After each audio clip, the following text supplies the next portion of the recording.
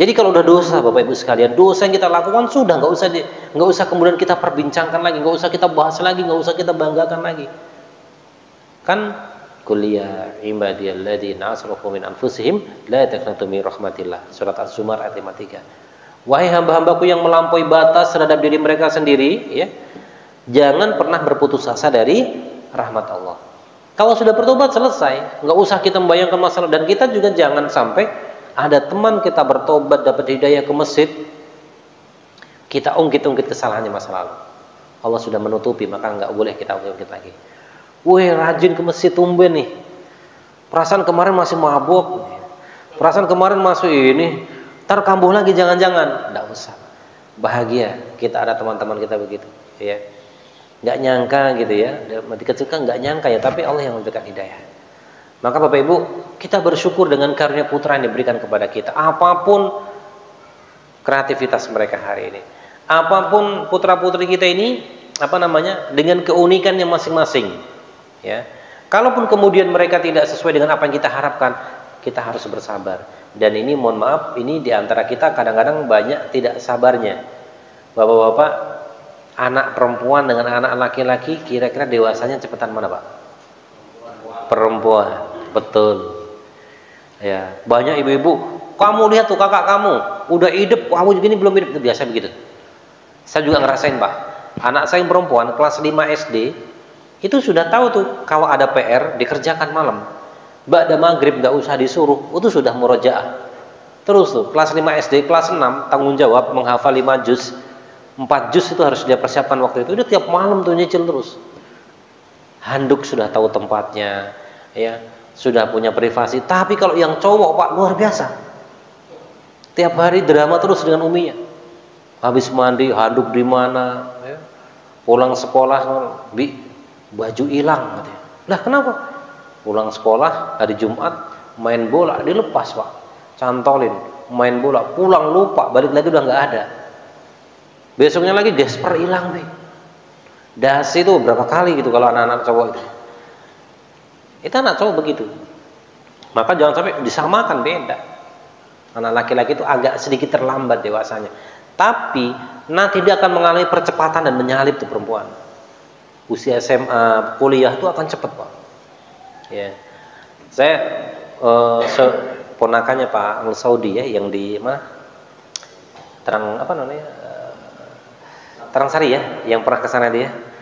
Itu kan putranya yang kecil itu. Dulu kan cuma senyum itu kalau diajak ngobrol itu. Ya. Lucu gitu. Tapi sekarang kaget ya. Dia itu puasa Senin Kamis, Pak. Itu sudah bagi dia Senin Kamis sudah saya naikin levelnya sekarang kata dia. Kenapa? Saya sekarang puasa Daud. Jadi Daud ya, Pak. Senin Kamis sudah rutin bertahun-tahun. Dia pengen tantang lagi, puasa Daud. Sehari puasa, sehari enggak. Nah, kemarin saya ke sana itu dia pas lagi puasa. Nah, sekarang enggak, besok puasa terus gitu. Nah, ini beliau mau berangkat ke Korea.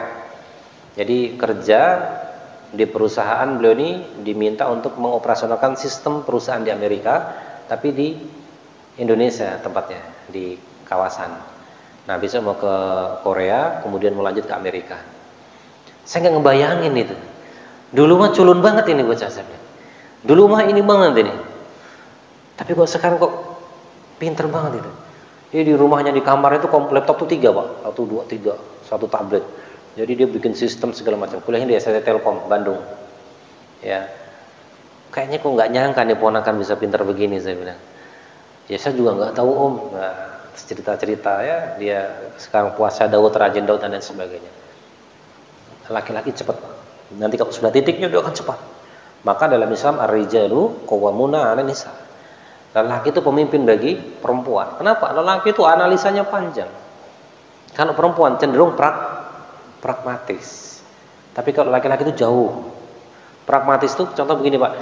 Saya kerja dapat duit selesai udah. Itu pragmatis. Tapi kalau laki-laki pikir panjang apa? Saya bekerja sebaik mungkin biar dapat hasil dan apa? Kerjaan saya manjang. Itu contoh pekerjaan jangka panjang begitu. Nah, itu kondisi anak kita apapun kita bersyukur. Karena Allah berikan itu kepada kita dan anak adalah amanah. Ini ayat yang ke-12, bagaimana kita diminta bersyukur atas segala nikmat yang Allah berikan kepada kita. Termasuk nikmat apa? Ya kesehatan. Ya Bapak Ibu sekalian, ini luar biasa ya. Badan kita sehat ini suatu hal yang nikmat yang begitu luar biasa. Sekarang banyak teman-teman kita yang usia muda sakitnya udah macam-macam. Betul nggak Pak kira-kira Pak? Saya sedikit cerita. Kemarin di pekan kelima di bulan kemarin nggak salah, saya ngisi kajian maghrib begini Pak. Itu 5 menit lagi azan isya, itu jamaah heboh. Saya lagi ngisi tiba-tiba gelap Pak. Gelap gitu. Jemaahnya di dua orangnya. Bagus dua. Goyang-goyang. Astagfirullah. Saya istighfar Pak. Saya Pak.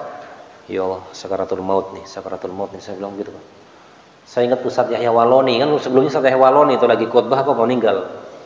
Saya langsung sebentar ya jemaah. Saya istighfar. Saya minum. Itu jemaah, Ustaz, kenapa Ustaz? Itu depan saya persis Pak. Ngambil handphone Pak. Langsung rekam di video ini. Puanteng ini saya. Saya lirik. Selep gitu. Padahal malam itu saya harus ada jadwal satu lagi. 5 menit saya ngomong saya ngaco itu. Maksud saya nggak terarah tapi masih dalam koridor materi. Dah suruh jadi imam saya nggak bersedia.